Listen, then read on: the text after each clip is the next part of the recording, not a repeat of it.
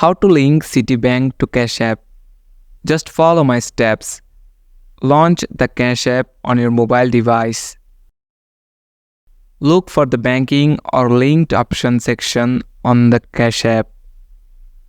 This is usually found in the settings. Select option to add a bank account. Look for Citibank in the list of available banks. You may need to enter your Citibank's account details, such as your account number and routing number. Follow any verification steps that Cash App requires. This may involve confirming micro deposits in your Citibank account. Once the verification process is complete, you should receive a confirmation that your Citibank is now linked to Cash App.